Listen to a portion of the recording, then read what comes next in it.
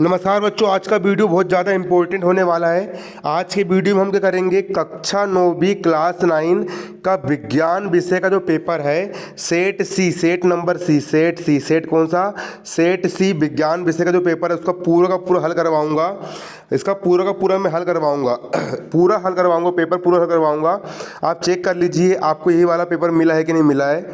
यहाँ पर आपका पेपर है, सही विकल्प चुनकर रखिए। जीवन की मूलभूत इकाई कहलाती है ना। यहाँ पर ये वाला क्वेश्चन पेपर है आपका, है ना। यहाँ पर आप पेपर चेक कर लीजिए पहले। ये पेपर आपको यही वाला मिला है, फिर दूसरा मिला है। सही विकल्प चुनकर लिखिए चीनी एक विलियन। ये पेपर यहाँ पर आप चेक कर लीजिए, है ना। यहाँ पर आपको 5वां क्वेश्चन, यहाँ पर आपका विषमांगी मिश्रण के घटक पृथक्करण की 4 विधियाँ यौगिक अणु किसे कहते हैं। यहाँ पर पहले आप पेपर देख लीजिए कि सच में आपको यही वाला पेपर मिला है। पहले पेपर आप यहाँ पर चेक कर लीजिए। अगर ये वाला पेपर है, पूरा 100 में पूरा 80 में से 80 नंबर दिलवाऊंगा, पूरे नंबर दिलवाऊंगा। पूरा गाइड से बताऊंगा, प्रश्न बैंक से नहीं बताऊंगा बच्चों। प्रश्न बैंक में बहुत रद्दी रद्दी आंसर दिए, नंबर नहीं मिलेंगे उससे। बड़ा वाला ये यहाँ पर आपका पेपर दिया है ना। ये वाला आपका पेपर है ना। तो देखिए, इसके पिछले वीडियो में मैंने जो विज्ञान का वीडियो लेकर के आया था उसमें मैंने खालिस्तान सही विकल्प सही जोड़ी बता चुका था। अब आंसर क्वेश्चन वगैरह लिखवाने के रह गए थे, तो आंसर क्वेश्चन का वीडियो आपको मिलेगा प्रश्न क्रमांक 6 से यहाँ प्रश्न क्रमांक 22 तक के आपको पूरे उत्तर मिलेंगे। प्रश्न क्रमांक 22 तक के पूरे उत्तर मिलेंगे। तो चलिए बने रहिए। तो आप लोग देख सकते हो कक्षा 9वीं की वार्षिक परीक्षा विज्ञान विषय का प्रश्न पत्र सेट सी जो आपको मिला है उसका संपूर्ण हल यहाँ पर मैं करवा रहा हूँ। सबसे पहले यहाँ पर हम 4 क्वेश्चन हम देख चुके थे। प्रश्न क्रमांक 5वां क्वेश्चन है ना। इसके पहले का जो विकल्प वगैरह थे उसके लिए मैंने वीडियो बना चुका, उसमें आप देख सकते हो। प्रश्न क्रमांक 5 से 5वें क्वेश्चन का अथवा बोल रहा है, 5वें का अथवा बोल रहा है यौगिक के 2 गुण लिखिए। यौगिक के 2 गुण लिखिए। तो विज्ञान के गाइड में हम यहाँ पर देखेंगे यौगिक के यहाँ पर आपको 2 गुण लिखने के लिए बोल रहा है। तो देखिए यहाँ पर आपको कोई भी 2 पॉइंट उठा करके लिख लेना है। यौगिक के 2 गुण बोला उसने यहाँ पर, जे इसका आंसर यहाँ पर आपका जे। यौगिक कोई भी 2 पॉइंट लिख लीजिए। पहला पॉइंट, 2 या अधिक तत्वों के रासायनिक क्रिया के फलस्वरूप पदार्थ यौगिक होते हैं। दूसरा, यौगिक का संगठन सदैव स्थायी होता है। तीसरा, इसके गुणधर्म सदैव भिन्न होते हैं। चौथा, इसके घटकों को भौतिक विधि द्वारा पृथक नहीं किया जा सकता। ये 4 पॉइंट लिख देना, अच्छे नंबर मिल जाएंगे आप लोग को, है ना। अगला क्वेश्चन यहाँ पर आपका क्या देख लीजिए। अगला क्वेश्चन प्रश्न क्रमांक 6 बोल रहा है यहाँ पर आपका अणु क्या है, अणु किसे कहते हैं, अणु किसे कहा जाता है। तो उसका उत्तर यहाँ पर आपको ये मिल जाएगा, अणु किसे कहते हैं। देखिए ये है इसका आंसर। इसका आंसर यहाँ पर आपको ये लिखा है, अणु किसे कहते हैं। देखिए, किसी तत्व या यौगिक का वह सूक्ष्मतम कण जो स्वतंत्र रूप से अस्तित्व में रह सकता है तथा जिसमें उस तत्व एवं यौगिक के संपूर्ण गुण विद्यमान होते हैं, अणु कहलाता है। किसी तत्व या यौगिक का वह सूक्ष्मतम कण जो स्वतंत्र रूप से अस्तित्व में रह सकता है तथा जिसमें उस तत्व के भौतिक एवं यौगिक के भौतिक संपूर्ण गुण विद्यमान होते हैं, अणु कहलाता है। आप यहाँ पर देख सकते हो इसका आंसर। अगला यहाँ पर आपको क्वेश्चन क्या है। अगला क्वेश्चन यहाँ पर आपका प्रश्न क्रमांक 7वां का अथवा बोल रहा है पौधों में सरल ऊतक जटिल ऊतकों से किस प्रकार भिन्न होते हैं, समझाइए। जो पौधे होते हैं, पौधे में सरल ऊतक जटिल ऊतकों से किस प्रकार भिन्न होते हैं, समझाना। 7वें का उत्तर, इसका आंसर यहाँ पर आपको ये मिल जाएगा। ये देखिए, ये बड़ा बड़ा लिखवा रहा हूँ बिल्कुल। मैं से देख के लिखोगे 80 पूरे में से पूरे नंबर मिलेंगे। ये इसका आंसर देखिए, ये पौधों में सरल ऊतक जटिल ऊतकों से किस प्रकार भिन्न होते हैं। उत्तर, सरल स्थायी ऊतक पतली कोशिका भित्ति वाले जीवित तथा बंधन मुक्त सरल कोशिकाओं से मिलकर बनता है, जबकि जटिल स्थायी ऊतक एक या एक से अधिक प्रकार की कोशिकाओं से मिलकर बना होता है जो परस्पर मिलकर एक इकाई के रूप में कार्य करते हैं। यह होगा इसका आंसर।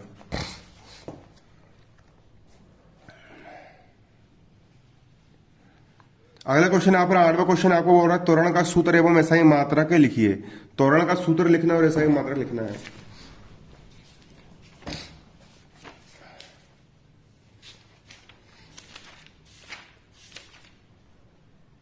ये इसका आंसर, त्वरण का सूत्र एवं एसआई मात्रा लिखिए। आपको परिभाषा भी लिख देना, पूरा इतना लिख डालना पूरा। त्वरण, हेडिंग डाली त्वरण वेग वृद्धि की समय के साथ दर को त्वरण कहते हैं। त्वरण बराबर वेग वृद्धि बटे समय अंतराल। त्वरण की इकाई मात्रक होता है मीटर प्रति सेकंड स्क्वायर। एम एस की घात ऋण 2। ये होगा इसका पूरा आंसर। पूरा इतना लिख देना, तब मिलेंगे नंबर। बाकी सब लोग छोटा छोटा लिख करके आएंगे, तुम लोग बड़ा बड़ा लिख करके आना, तभी नंबर मिलेंगे। अगला क्वेश्चन यहाँ पर आपका त्वरण का हो गया। यहाँ पर अगला क्वेश्चन यहाँ पर आपका प्रश्न क्रमांक 9 बोल रहा है गति का प्रथम नियम लिखिए। गति का प्रथम नियम लिखिए। गति का प्रथम नियम।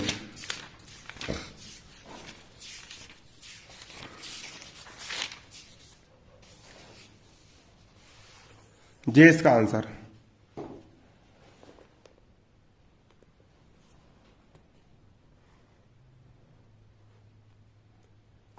देखिए बच्चों, ये इसका आंसर गैलीलियो का जड़त्व का नियम अथवा न्यूटन की गति का प्रथम नियम है। गति का प्रथम नियम है ना।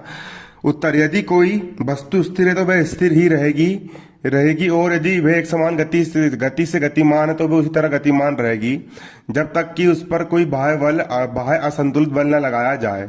ये होगा इसका आंसर, जब तक कि उस पर कोई बाह्य असंतुलित बल न लगाया जाए। ये इसका आंसर करेक्ट बिल्कुल। 10वां क्वेश्चन यहां पर आपको बोल रहा है मिश्रण क्या है, इसके विभिन्न प्रकारों को लिखिए। मिश्रण किसे कहते हैं, मिश्रण के विभिन्न प्रकारों को लिखिए। इसका आंसर भी ढूंढा हूं मैंने, सरल है वैसे, आप खुद मिल जाएंगे यदि आप ढूंढोगे तो। देखिए मिश्रण किसे कहते हैं, ये मिश्रण किसे कहते हैं, मिश्रण के प्रकारों को लिखिए। देखिए ये मिश्रण का आंसर, इसका आंसर यहां पर आपको ये मिल जाएगा। वे पदार्थ जो एक से अधिक पदार्थ तत्व अथवा यौगिक के किसी भी अनुपात में मिलने से बनते मिश्रण कहलाता है। अब लिख देना मिश्रण दो प्रकार के होते हैं, पहला समांगी मिश्रण, दूसरा विषमांगी मिश्रण।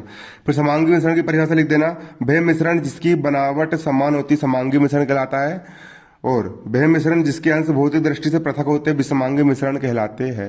ये हो जाएगा इसका आंसर। इतना यहाँ पर आपको लिख देना। धन्यवाद, है ना। देखिए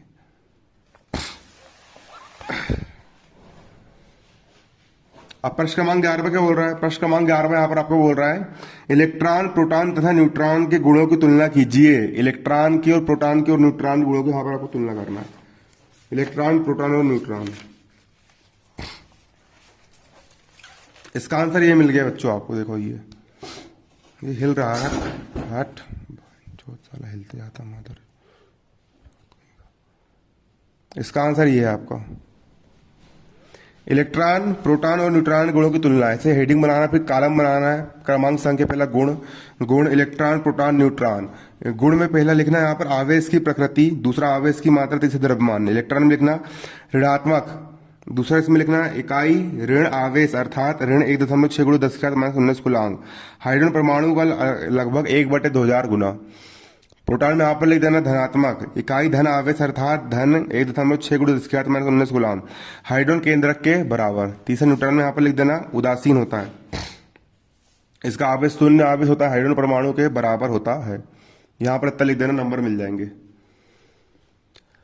आई कहां से गोरी नैनों में प्यार लेके। प्रश्न क्रमांक 12 यहाँ पर क्या बोल रहा है आपको देखिए, कोशिका का बिजली घर किसे कहते हैं और क्यों कहते हैं। कोशिका का बिजली घर किसे कहा जाता है और क्यों कहा जाता है। तुम तो धोखेबाज हो पता करके। इसका आंसर आप देख सकते हो। देखिए इसका आंसर कोशिका का बिजली घर माइटोकॉन्ड्रिया, क्योंकि यह प्रकाश संश्लेषण की क्रिया द्वारा एटीपी के रूप में ऊर्जा उत्पादन करता है। माइटोकॉन्ड्रिया कोशिका का बिजली घर कहते हैं, है ना।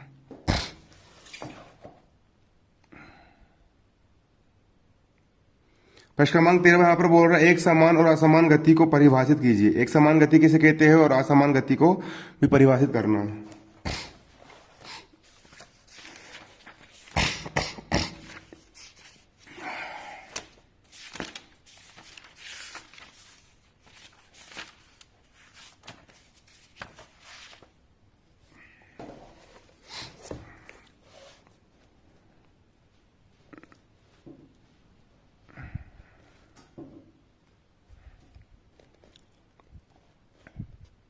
यहाँ पर आपका एक समान गति से आपके समझ उदाहरण दीजिए। एक समान गति इनवर्ट कॉमा में लिखना, जब कोई वस्तु समान अंतराल में समान दूरी तय करती है तो उस वस्तु की गति को एक समान गति कहते हैं। उदाहरण पृथ्वी के चारों ओर चंद्रमा की गति। दूसरा यहाँ पर आपका असमान गति से तात्पर्य उदाहरण दीजिए। असमान गति, जब कोई वस्तु समान समय अंतराल में असमान दूरी तय करती है तो उस वस्तु की गति को असमान गति कहते हैं। उदाहरण सड़क पर चलती कार की गति, है ना।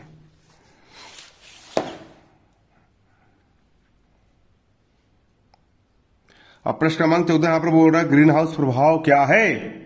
ग्रीन हाउस प्रभाव क्या है।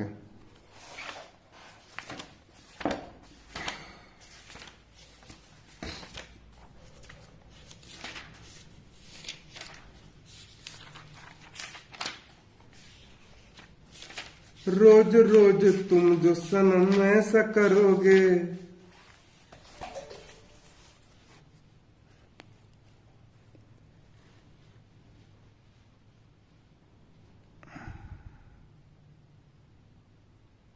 अगला यहाँ पर आपको हेडिंग डालना ग्रीन हाउस प्रभाव। ठंडे प्रदेशों में पौधों को ठंडे से बचाने के लिए, पौधों को ठंडी लगती है, कांच या फाइबर ग्लास के बने पौधों में रखा जाता है। सूर्य से निकलने वाली छोटी तरंग दैर्घ्य की विकिरण कांच से होकर इसमें प्रवेश कर जाती तथा वहां से ये बड़ी तरंग दैर्घ्य की विकिरण में बदल जाती है, जिससे कांच से बाहर आने से रोकता है। इस प्रकार पौधाघर का ताप वायुमंडल के ताप से अधिक रहता है। इस घटना को पौधाघर प्रभाव, ग्रीन हाउस प्रभाव कहते हैं। ये हो गया यहाँ पर आपका इतना आंसर। पूरा लिखना था, आगे नंबर मिलेंगे बच्चा। हाँ,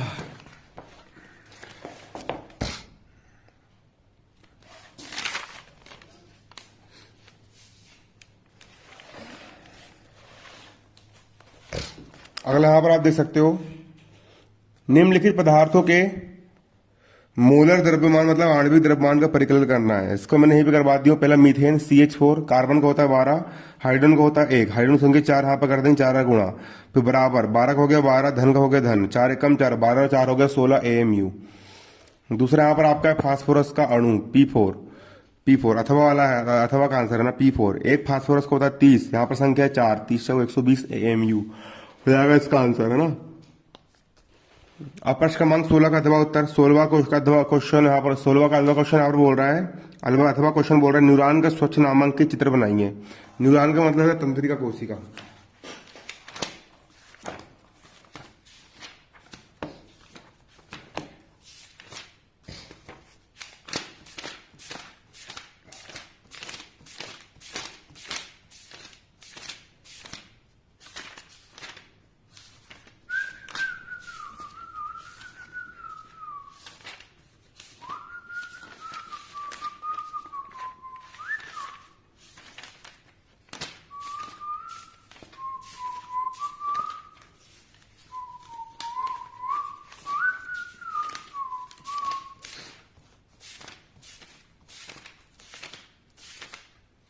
क्या इसका आंसर? ये चित्र भैया, न्यूरॉन के स्वच्छ एवं नामांकित चित्र बनाइए। ये है न्यूरॉन का चित्र, आप देख सकते हो। ये पूरा उसका नामकरण भी अच्छे से करना है। डेंड्राइट से केंद्रक हो गया, ये चित्र अच्छे से बनाना है बिल्कुल। और जूम कर देता हूँ मैं, और देख लीजिए आप। और पूरा नामकरण भी अच्छे से करना है बिल्कुल। इसको आंधा भी कर देता हूँ मैं ऐसा। मुझे पूरा चित्र बनाना है यहाँ पर आपको इसका। यह है न्यूरॉन, इस न्यूरॉन का यहाँ पर आपको चित्र बनाना है। ठीक, ये है इसका चित्र, ये इसका आंसर है। इसका पूरा चित्र बना लेना आप लोग, नंबर मिल जाएंगे आप लोग को।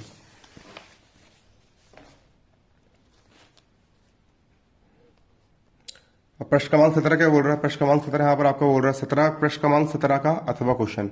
प्रश्न क्रमांक 17 का अथवा क्वेश्चन बोल रहा है द्रव्यमान एवं भार में अंतर लिखिए। किसमें? द्रव्यमान में और भार में अंतर बताना है।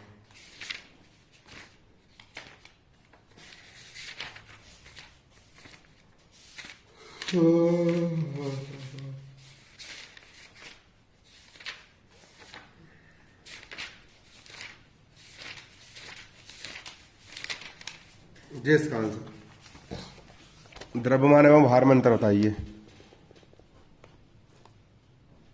आप देख सकते हो बच्चों, ये है इसका आंसर।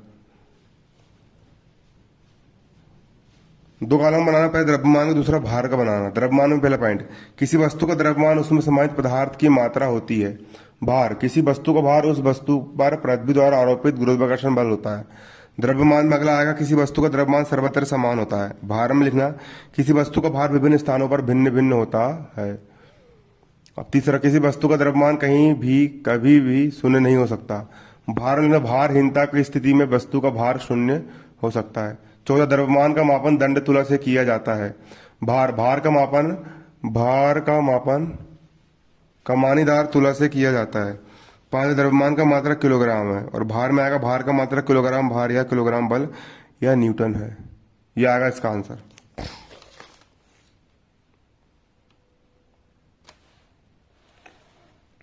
अब प्रश्न क्रमांक 18 यहाँ पर क्या बोल रहा है देखिए। प्रश्न क्रमांक 18 यहाँ पर बोल रहा है, किसी वस्तु की गतिज ऊर्जा क्या होती है? 18वें का अथवा है ना। किसी वस्तु की गति ऊर्जा क्या होती है? ये इसका आंसर देखिए, किसी वस्तु की गति ऊर्जा क्या होती है जी। तो डालना हेडिंग पहला, गति ऊर्जा, किसी वस्तु में उसकी गति के कारण कार्य करने की क्षमता उस वस्तु की गतिज ऊर्जा कहलाती है। इसका आंसर यहाँ पर दे दिया है, किसी वस्तु में उसकी गति के कारण कार्य करने की क्षमता उस वस्तु की गतिज ऊर्जा कहलाती है। गतिज ऊर्जा के लिए व्यंजक यहाँ पर जे भी दिया है, लेकिन मैं बोलूँगा कि बड़ा वाला लिख करके आना तो अच्छे नंबर मिलेंगे। लिखने में कंजूसी मत करना बेटा, तो पढ़े नहीं हो तुम लोगों ने, फ्री फोकट का नंबर मिल रहा है, लिखना अच्छे से। गति ऊर्जा का व्यंजक यहाँ पर आपका जे दिया गया है ना। सिद्ध कीजिए एम द्रव्यमान का पिंड भी व्यक्त गतिमान है तो उसकी गतिज ऊर्जा ई के बराबर 1/2 mv² होती है। ये पूरे यहाँ से इतना पूरा लिख लेना, तब नंबर मिलेंगे।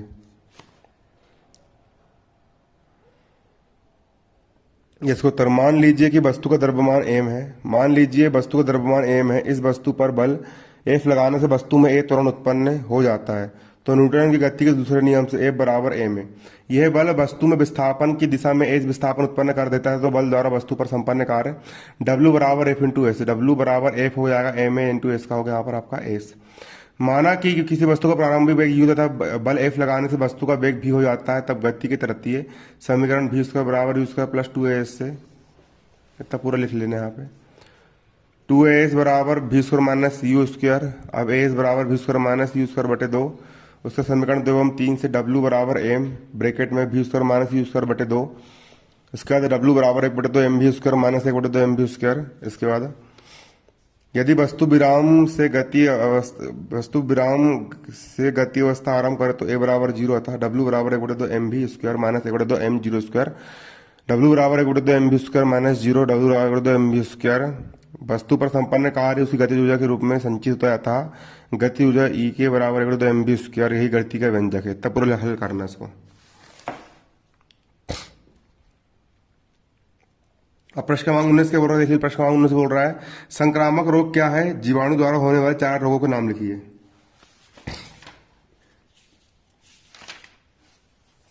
जी ये देखिए, इसका आंसर यहाँ पर आपको ये दिया है, संक्रामक रोग है ना। संक्रामक रोग है संचरणीय रोग, जो रोग वायु, जल, भोजन या कीटों के माध्यम से एक व्यक्ति से दूसरे व्यक्ति में फैलते संक्रामक या संचरणीय रोग कहलाते हैं। उदाहरण हैजा, टीबी, फ्लू आदि। संक्रामक रोग के यहाँ पर उदाहरण देना है, तो यहाँ पर आप देख सकते हो, संक्रामक रोग जीवाणु द्वारा होने वाले एड्स, तपेदिक, हैजा, न्यूमोनिया, यहाँ पर संक्रामक रोग है ना। ये आप यहाँ पर इसको लिख सकते हो। अब 20वां क्वेश्चन यहाँ पर क्या बोल रहा है, देखिए इसको मैंने कापी में हल कर दिया हूँ। 20वां का अथवा बोल रहा है, निम्न परमाणु की परमाणु संरचना का आरेख बनाइए। पहला Na सोडियम बराबर 11 पर है ना, यहाँ पर एक नाभि बनाना, बीच में के साथ धन का बना देना। ये पहली कक्षा डेड्रेस करके इसमें 2 इलेक्ट्रॉन जल जाएंगे। ये दूसरी कक्षा डेड्रेस करके इसमें 8 इलेक्ट्रॉन, 1 2 3 4 5 6 7 8 इलेक्ट्रॉन। ये तीसरी कक्षा इसमें चल जाएगा इलेक्ट्रॉन है ना। इसके यहाँ पर लिख देना सोडियम की परमाणु संरचना। अगला यहाँ पर बन गया आपका क्लोरीन, Cl क्लोरीन का परमाणु क्रमांक 17, ये होगा इसका नाभिक, ये होगा धन चार्ज। ये पहली कक्षा डेड्रेस करके इसमें 2 इलेक्ट्रॉन जाएंगे, दूसरी कक्षा डेड्रेस करके इसमें 8 इलेक्ट्रॉन, 1 2 3 4 5 6 7 8 इलेक्ट्रॉन चल जाएंगे। ये तीसरी कक्षा करके इसमें 7 इलेक्ट्रॉन, 1 2 3 4 5 6 7 इलेक्ट्रॉन चल जाएंगे। Cl क्लोरीन की परमाणु संरचना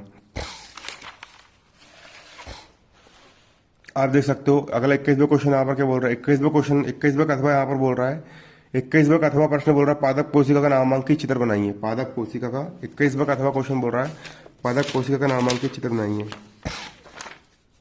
पादप कोशिका का नामांकित चित्र बनाइए। पादप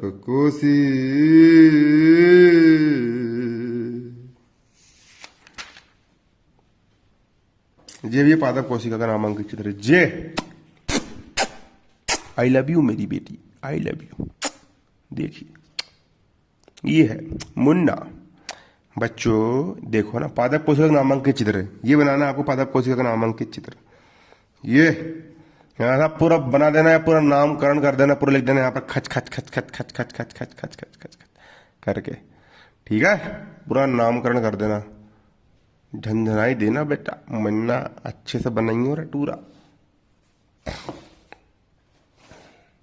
इसका लास्ट क्वेश्चन बोल रहा है निम्नलिखित सूत्र ए बराबर एम ए की व्युत्पत्ति करो।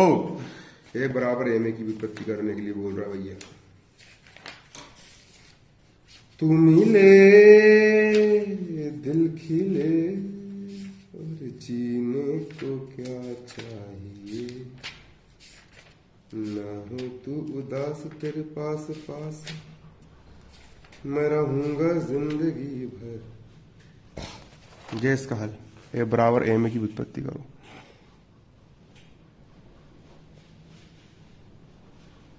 ये माना कोई एम द्रव्यमान का पिंड यू वेग से गतिमान, इस पिंड पर ए बल एफ आरोपित करने पर टी समय इसका वेग भी हो जाता है। वस्तु का प्रारंभिक वेग संवेग बराबर एम यू, टी समय बाद वस्तु का संवेग बराबर एम भी, टी समय में संवेग परिवर्तन एम भी minus M U, M common निकाल लेंगे ए भी माइनस यू, संवेग परिवर्तन की दर बराबर हो जाएगा एम ब्रैकेट में भी माइनस यू बटे टी।